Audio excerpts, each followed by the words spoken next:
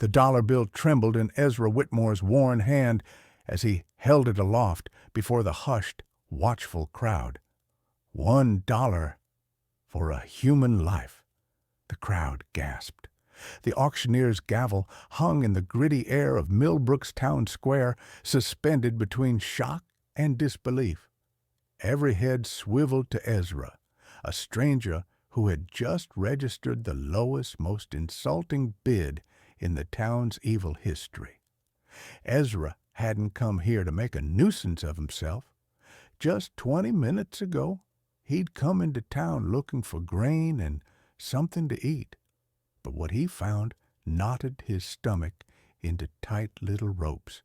A slave auction in 1871, 6 years after the war that was supposed to end all this. Standing on the auction block was a young woman, no more than 19. Her skin was smeared with fresh wounds, agonizing reminders of the beatings she'd endured. But her eyes seethed with a fire that would never die. The bidding began at $50. Ezra's gut revolted. At 75, his fists tightened, and then his voice boomed out, high and defiant. $1. The crowd laughed out loud. The auctioneer, Silas Gentry, a sweaty and greasy man with a corkscrew smile, looked down with disgust. "Did I hear you right? $1? This ain't no broken-down mule, stranger." Ezra shot him a glare. "You heard me. $1. Take it or leave it." The spectators murmured. Some snickered, others uneasy, a few even outraged. And then something shifted. The girl caught Ezra's attention. For a moment, something left unspoken passed between them. Not hope, but comprehension, a glimmer of faith. Before Silas could move, another voice broke into the tension, soft, cold, and far deadlier. "I think we should accept the gentleman's invitation." The bystanders parted to reveal Sheriff Marshal Boone. His dented badge dangled precariously over his chest, and his white eyes glinted with the viciousness of a vulture's. "A bid's a bid," he jeered. "I wonder what this good fellow is going to do with his new prize." Ezra shivered. This wasn't justice. This was bait, a trap. But it was now too late. Silas struck the gavel down with a loud crack. "Sold to the stranger for $1. Ezra walked on as the crowd began to move, now converging, but more slowly. They had changed expressions. They were no longer interested, but hungry. A quiet voice at the back of Ezra's mind warned, "You just made the biggest mistake of your life." The shackles came off with a sharp clink that echoed louder than expected. Ezra had led the girl, Keturah, to the edge of town near his horse. He had planned to unchain her, point her toward the wilderness, and let her disappear. Simple, clean, his conscience clear. He was wrong. "You need to run," he said, urgently glancing back toward the town square. "There's a settlement 20 miles upriver. You'll be safe there." Her reply stopped him short. "You don't know what you've done." She spoke low but distinctly, refined, educated, not what he had expected. Ezra blinked. "I simply released you. What is there to understand?" Keturah laughed icily. "Released me? You think Silas Gentry and Marshal Boone will just stand idly by while you steal their property? That auction was a trap. It was a lure, and you took the bait." Before Ezra could speak, the thud of hoofbeats sounded on the earth. Not a horse. Several horses in a run. "Too late," she said. Marshal Boone rode first, then 3 hardened men. But the last of the riders chilled Ezra to the bone. A giant of a man in a black duster coat, his face scored by deep scars that looked like claw marks. When he smiled, 2 metal teeth shone like fangs in the sun. "Changing your mind about that purchase, stranger?" Boone screamed as the horsemen rode in upon them. Ezra didn't move. Keturah stood rock steady at his side. Nothing in Millbrook ever was as it seemed, and now they were too deep. Ezra's hand flew to his holster, stuck there before he could draw. Before he could act, Keturah reached across and put a soft touch on his arm, a silent warning. "The big one," she whispered. "That's Iron Teeth McGrath. He's not after the cash." Ezra's own breath held. Iron Teeth McGrath. Even he had heard that name spoken in hushed tones behind saloon doors from Missouri to New Mexico. A bounty hunter was what he claimed to be, but not one who brought men in alive. McGrath traded in people. He sold them to the highest bidder, and he enjoyed every minute of it. "We've got a problem," Boone said, stepping down from his saddle, voice slow and steady. "That girl? She's already spoken for. Been marked for months. McGrath here rode 200 miles to collect her." McGrath's voice was like gravel scraped across rusted iron. "She's mine by right, bought, paid for. That little auction, just for show." Ezra's mind rushed. The whole scene fell into position. This was no random auction. This was a setup, a transfer.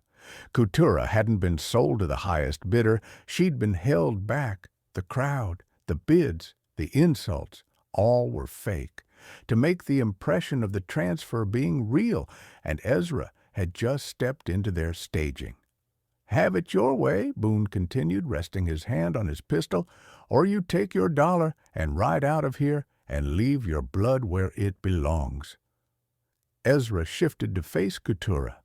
Her face was still, stoic, but he saw the terror dancing in her eyes, and something else, something that made him think of his own daughter, lost 3 years ago to fever. That same obstinate strength, that same restrained dignity. "What if I say no?" Ezra said. McGrath smiled. The sunlight glinted on his steel teeth. "Then I get to have a little fun before I take back what's mine." The silence between them hung as tense as a tripwire. Ezra's horse jerked its head with irritation. A dog howled in the distance. "You've got 10 seconds," Boone said coldly. But Keturah wasn't looking at them anymore. Her eyes had shifted, widening, not with fear this time, but with something closer to recognition, or maybe dread. Ezra followed her gaze. Riders. Cresting the hill, their uniforms were Union blue, their formation military precise. But something was off. Too clean, too sharp, too controlled.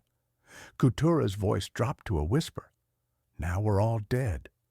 Ezra's pulse pounded in his ears.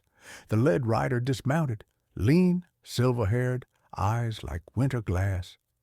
He studied the group before him, the bounty hunter, the corrupt marshal, the girl in chains, and the stranger holding a dollar bill that now felt like a death sentence.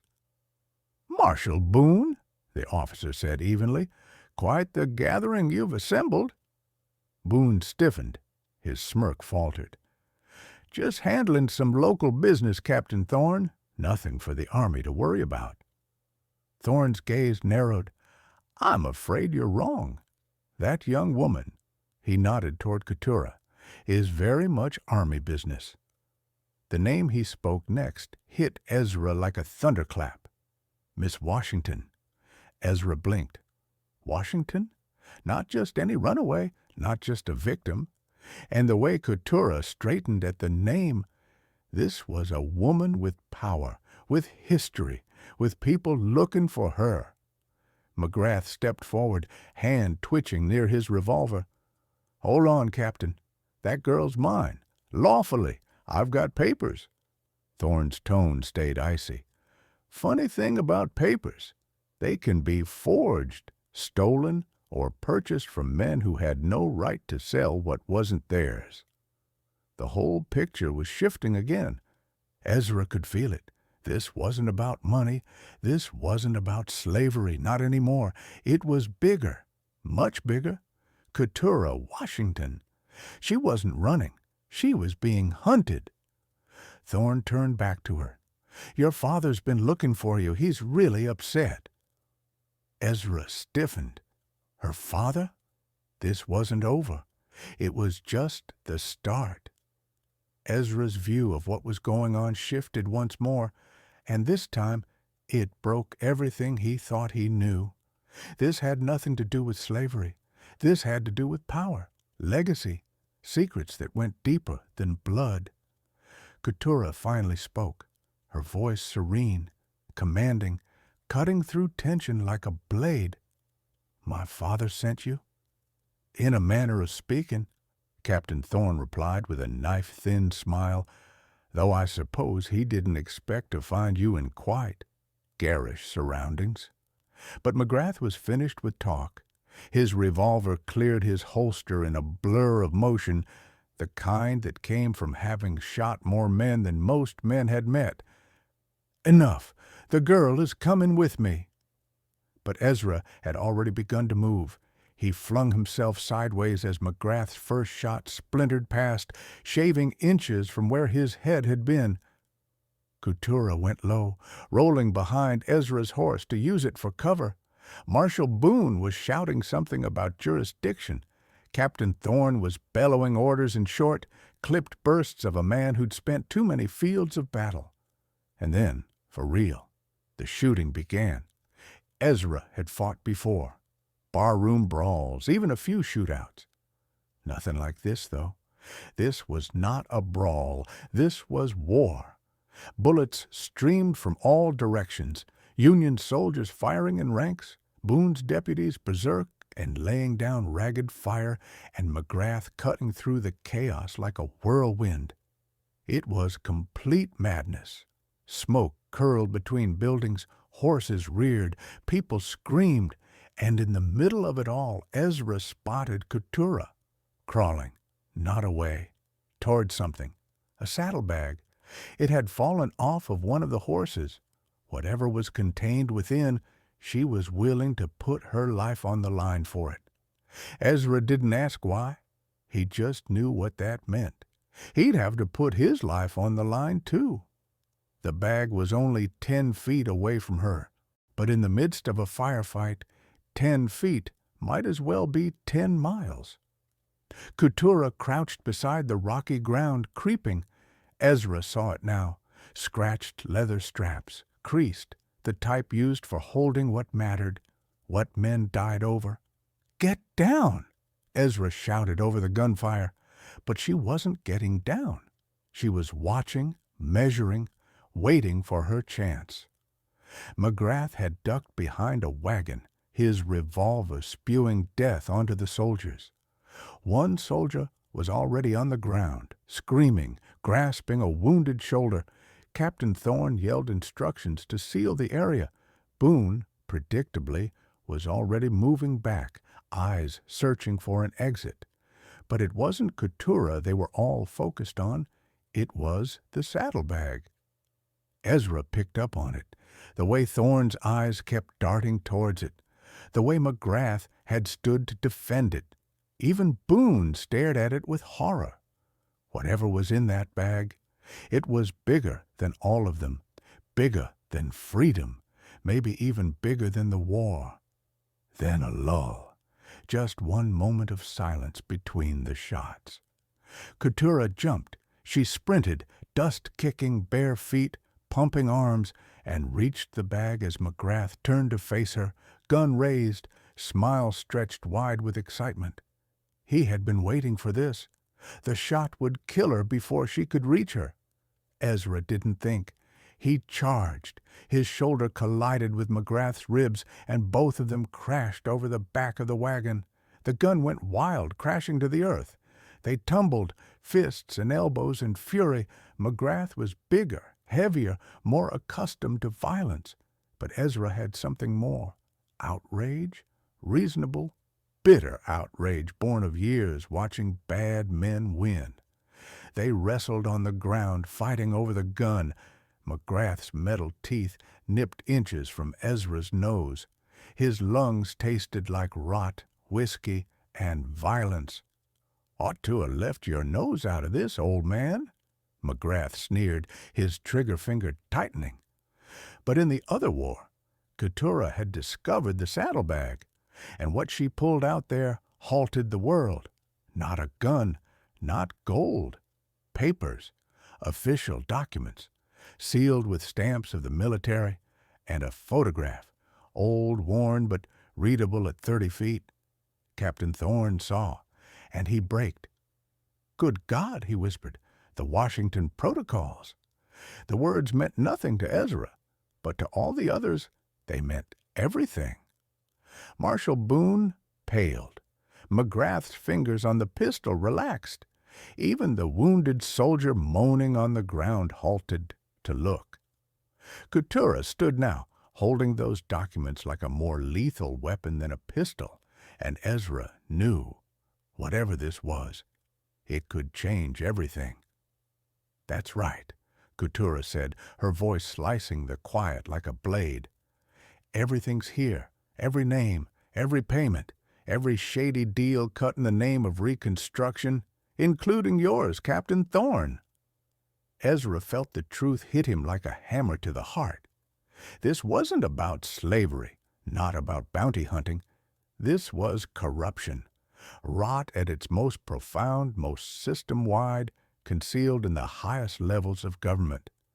Men who had sworn to defend their country had sold it piece by piece. And this young woman somehow had the proof in her hands. "Now I know why all these people want you dead," Ezra snarled. Keturah did not smile, but there was a glint as hard as iron in her eyes. "My father wasn't just some Washington clerk. He was the guy who kept track of everything, every bribe, every off-book sale of federal land, every crooked contract awarded to friends instead of qualified bidders." Her voice hardened. "He thought it would save him." "It killed him," Thorne sneered, his cool breaking. 3 months ago," Keturah confirmed, "shot down in the street like a dog. But before that, he cached the protocols and told me where to look." A standoff held them all at gunpoint, 6 men and 1 woman, all of them guns, all of them desperate. Ezra was at the center of it all, drawn into something so much bigger than he ever could have imagined. If you were Ezra, what would you do? Would you run off with Keturah and be on the run for life? Or would you hand over the documents and beg for mercy from the men who built their power on lies? Let me know in the comments. I want to know which side you'd be on, because what next Ezra did would determine not just whether or not who would live or perish, but whether or not justice, real justice, would ever be done for the hundreds who had been victimized by this conspiracy. The wind picked up, ruffling the papers in Keturah's arms. They whispered like a chorus of specters screaming for justice. Ezra's choice had not been a logical one, but in something deeper. Or maybe it was the memory of his daughter's face, or maybe just the recognition that some lines were not to be crossed. He stood between Keturah and harm, blocking the documents and their secrets. "She stays with me," Ezra said, "the woman from the papers, and so do the records." Captain Thorne laughed, a low, bitter sound. "You have no idea what you're protecting, stranger. These aren't just records of corruption, they're evidence of treason." His voice was suddenly sharper, darker. "High-ranking officials selling military supplies to Confederate holdouts. Federal judges accepting bribes to free war criminals. This goes all the way to Washington." "Then maybe it's time Washington knew about it," Ezra said. But McGrath had recovered from their scuffle, and this time he wasn't waiting. "Enough words," he growled, training his gun on Keturah. "Dead or alive, the fee is the same." But the shot that echoed through the dust and silence was not McGrath's. It belonged to Marshal Boone. His pistol smoked in his hand, and McGrath hit the ground, dead. The world held its breath for a moment. Eyes flicked back and forth from Boone to McGrath, trying to get it. Then Boone made his intentions clear when he turned the gun on Captain Thorne. "Sorry, Captain," he said flatly, "but you're all witnesses now, and witnesses talk." Boone planned to erase the truth, pin it all on McGrath, and walk away clean. A fresh start, no loose ends. But Boone had miscalculated. He wasn't the only one willing to kill for secrets. Captain Thorne moved with the lightning under discussion for the day's lesson. His sidearm blazed out of its holster, and his shot was center mass. Boone's eyes bulged in terror as he crashed backward, dead before he hit the dust. Smoke curled from Thorne's pistol. "Then," he said calmly, "where were we?" Ezra sensed Coutura's tension behind him. With Boone and McGrath out of the way, Thorne had eliminated the competition and the witnesses. "You didn't murder them to save us," Coutura spat. Her voice shook with rage. "You murdered them to cover your own backside." Thorne did not refute it. Instead, he smiled. A thin, hard thing. "Miss Washington, your father's files are complete, too complete. They don't just accuse criminals, they accuse patriots, men who did what they had to do to keep this nation together after the war." "Like buying slaves for personal use?" Coutura sneered. Thorne didn't flinch. "Dirty money gets spent for clean goals. Funding clandestine operations Congress would never approve," Thorne asserted categorically. "Paying informants, monitoring Confederate sympathizers, getting Reconstruction to work, no matter if it involves bending a few rules." And Ezra understood now. Thorne wasn't pursuing criminals, he was protecting them. The Union officer wasn't just a conspirator, he might have been the leader. "Hand over the protocols, Miss Washington," Thorne ordered, voice sharp. "You can disappear quietly. Keep them, and you'll end up like your father." But Coutura was already moving. While the men argued, she'd spotted something. Boone's horse, still saddled, reins dragging in the dirt. If she could reach it. "Stop her!" Thorne barked. Ezra rushed at the nearest soldier, sending him crashing to the ground in a flurry of fists and elbows. Gunfire spat once more. Coutura leaped into the saddle behind him, cradling the leather folder of documents to her breast. "The next town!" she screamed. "Millfield! There's a telegraph station." Ezra's heart pounded. If she could reach it, if she could get a message to the proper people in Washington, maybe this nightmare would end. But Thorne's men were already remounting, their horses fresh, hers tired. The chase was begun. Ezra mounted his own horse and kicked hard, gunpowder and dust in the air as he rode. Thorne's voice shouted orders, now frantic, because somewhere within those documents existed enough reality to destroy the power he served. And now that reality was riding toward discovery. The hills rolled beneath them, and the pursuit was a deadly game of cat and mouse. Coutura rode like a born horsewoman, her horse's hooves driving out a panicky rhythm on the earth. Ezra rode fiercely in hot pursuit of her, pressing to keep pace. Thorne's cavalry fanned out, trying to pin them in, shut off all possible escape routes. But Coutura was not running away. She was thinking. "The old miner's trail!" she exclaimed, pointing to a faint path that wound into the stone hills. "They can't use their strength up there." It was a last line of defense. The path was narrow, just space for a single horse. Sides of sheer drop confronted it, but it was the only path that avoided Thorne's line. They rode it fast, sparks spraying from iron shoes striking stone. Behind them, Thorne bellowed orders, trying to get his men into a flank position. Then, further up the hills, Coutura shouted again, her voice shaking with something weightier than fear. "There's something you need to know," she told him. "What?" Ezra shouted, leaping to avoid the crack of a rifle off the walls of the canyon. "My father wasn't just recording the corruption, he was part of it." Ezra felt the wind slap out of his lungs. "What are you saying?" "He was their accountant. He tracked every backroom payment, every bribe, every dirty deal. He thought if he kept it all ship-shape, he was keeping justice alive. But all he did was make their sin more efficient." A second shot rang out, this time closer. A soldier had found an avenue of fire through the rocks. "So why betray them?" Ezra yelled.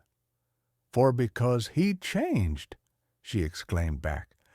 "When he realized what the money was actually being spent upon, slave auctions, land grabbing, harassment of freed families, he could not stand it any longer. He tried to send the evidence to good men in Washington." "And they killed him for it?" Ezra said quietly. "No," she corrected. "He did." That one word dropped like a stone. Ezra's blood turned cold. "Thorn?" he questioned, already knowing the answer. Keturah nodded, fury and grief burning in her eyes. "He killed my father in the street, said he was subduing him, spun it like it was justice, when it was murder." The path narrowed quickly, forcing them into a column of twos. Before them, the cavalry faltered, the narrow ground shattering their pursuit formation, but it wasn't finished yet. "So why can't Thorn just incinerate the files?" Ezra shouted over his shoulder as they rode desperately into the rising dust. "Because he can't," Keturah shouted back. "He has to know if anyone else has duplicates. My father was paranoid, made copies of everything and hid them in other locations. These procedures aren't just files. They're a key to all the other proof." They crested a rise, and there it was. Millfield, a forgotten town, half forgotten by the world, its weathered buildings gathering around a narrow main street. But above all else, telegraph wires drawn out like lifelines into the distance. Relief flooded in, then dissipated. From the east, a column of riders approached the town, a dozen at least, dressed in civilian clothes but carrying enough firepower for a war. Ezra recognized the type. Hired guns, mercenaries. "Thorn must have sent word ahead," Keturah breathed. "We're trapped." Soldiers behind them, killers in front of them, nowhere left to run. The telegraph office so close might as well have been 1,000 miles away. "There," Ezra pointed, "those old mine buildings about halfway down the slope. We can make a stand there." "A stand?" Keturah stared at him. "There are 20 of them. There are 2 of us." "Then we'd better make those documents count for something." They spurred their horses toward the abandoned copper mine, the wind ripping past them. Ezra's mind drifted, unbidden, to Sarah, his daughter. She had fought her illness the way Keturah fought for justice, bravely, relentlessly. Maybe courage wasn't the absence of fear. Maybe it was simply the decision to keep going anyway. Captain Thorne's voice echoed off the canyon walls behind them, promising his men extra pay for bringing back the protocols. Not a word about bringing back the people who bore them. That told Ezra everything he needed to know. This was supposed to end in a cover-up, not survival. If you're still reading, don't forget to subscribe, because the final showdown is here, and it's going to be unlike anything you've seen before. The abandoned mine offered little comfort, but plenty of cover. Splintered timbers, rusted gears, a maze of shadows and old machines. The main shaft yawned open behind them, dark enough to hide them or trap them. Ezra checked his revolver. 12 rounds left, nowhere close to enough for the army that was getting close. "How many shots do you have?" Keturah lifted Boone's pistol, appropriated when they fled. 6, plus whatever's around. They combed the wreckage in a panic, uncovering 2 more revolvers and a box of cartridges, dusty and forgotten by long-gone miners. Ezra opened a cylinder and loaded slowly. Better than nothing. Through the slats in the wood, they saw Thorne's men spread out, setting up positions around the mine. No charge this time, no mistakes. He was settling in for a siege. "Miss Washington," Thorne's voice rang across the canyon, "you're surrounded. No more running, no more games." Keturah crouched beside Ezra, clutching the bundle of documents tightly. "He's correct," she said. "Even if we fend them off, those mercs in town will finish the job." Yet Ezra was scanning one of the sheets in the protocol packet, something having jumped out at him. "Wait," he said slowly. "Look at this." It was a page of post-war disposal contracts, papers stating that entire caches of rifles, ammo, even artillery had been disposed of. But the paperwork didn't match up, not unless disposed of meant sold in secret. "These were sold to private buyers," Ezra murmured. "Not all of them were Confederate sympathizers either." Keturah looked over his shoulder. "Who then?" "Mine owners, railroad companies, cattle barons, men who needed firepower to protect their land from tribes, from bandits, from angry settlers." Keturah's eyes widened as the idea formed. "So you're saying weapons might be hidden here?" Ezra nodded. "This was a major mining hub, and this entry states the Millfield Mining Consortium bought rifles sufficient to equip a small army. They ransacked the crumbling mine buildings in a desperate hunt, tearing aside debris, prying open rusted doors, looking for anything that would bring them to a hidden cache. Most of the buildings had been gutted to the walls, but the old mine office was still standing, with its iron safe hanging open, long emptied. Ezra turned to Keturah. "They wouldn't be keeping it in a safe." "No," she said curtly, eyes flashing. "If I were hiding illegal firearms, I'd put them where no one wants to go, down in the mine." They walked into the darkness, lanterns in hand.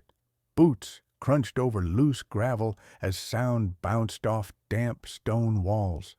And then, 20 feet down, Ezra's lantern lit up something.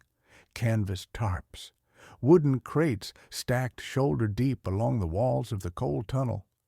God bless those paranoid mine owners, Ezra snarled as he ripped the cover free.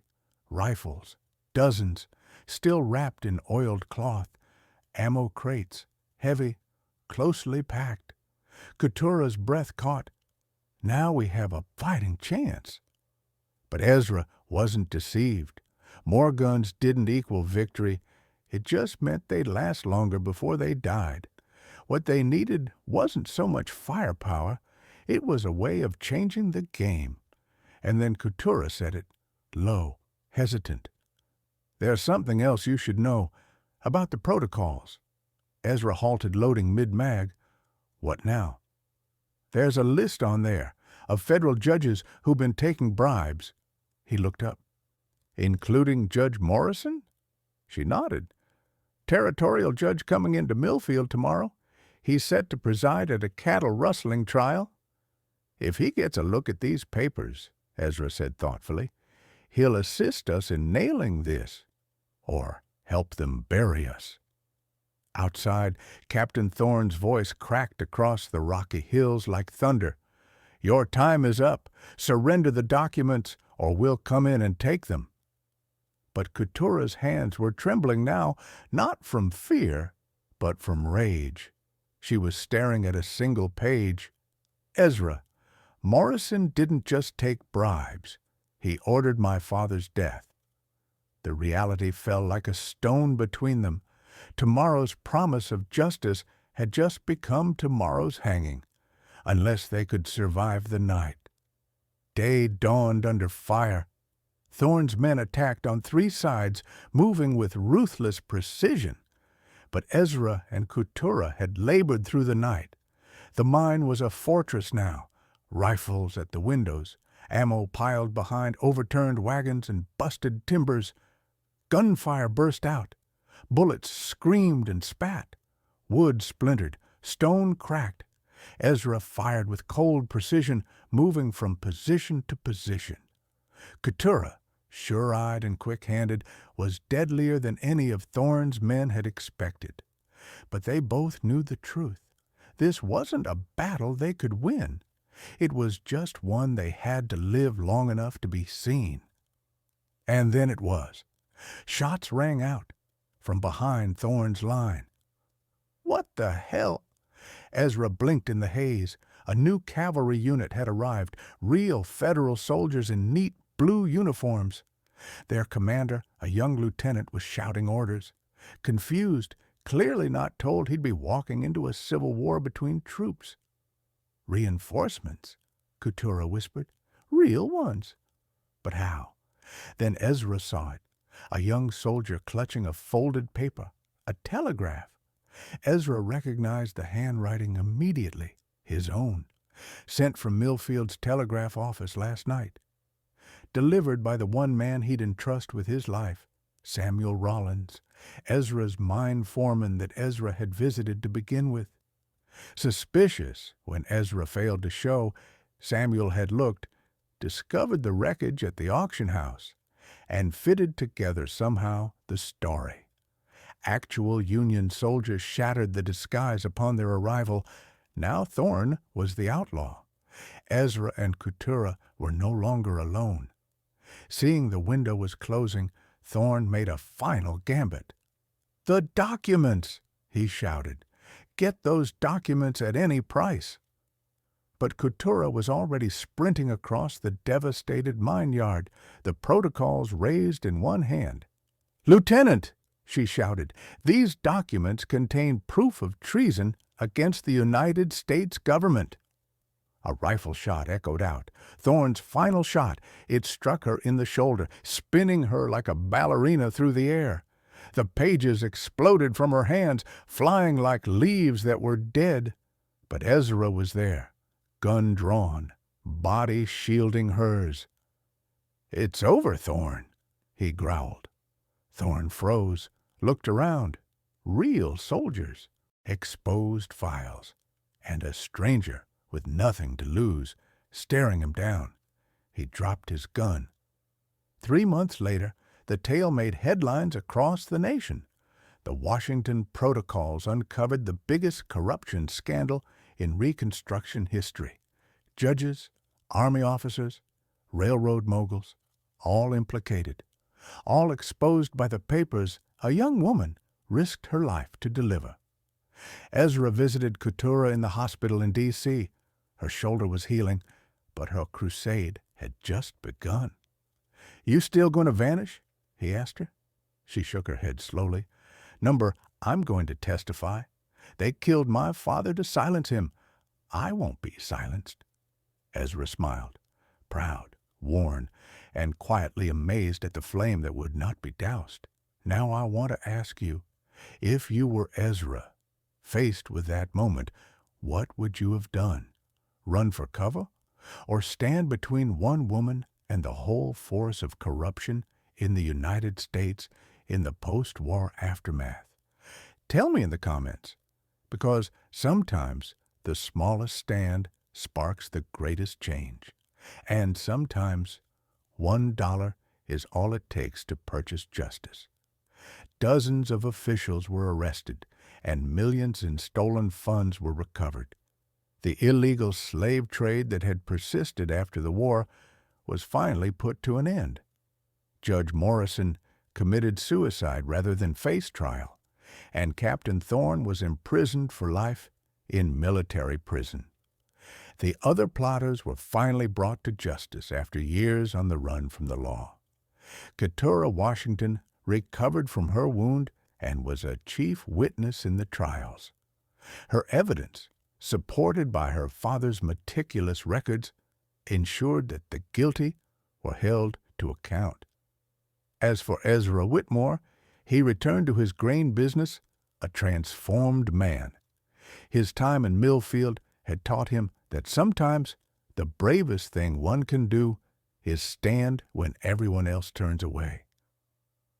He never again saw Keturah after the trials, but he heard she'd moved east to study law, determined to fight corruption through the justice system her father had tried to serve. And sometimes, late at night, Ezra would recall the dollar bill he received in that dusty town square, $1 for a man. It had not meant anything then, but it was enough. Enough to buy justice for hundreds of victims, freedom for untold slaves yet to come, and redemption for a man who thought his fighting days were done. Sometimes the littlest things make the biggest difference. Sometimes $1 can change the world. Now, click on the video on the screen and hear a story even more deeper and more intense, one that will stop your soul and make your heart race. Click the video now.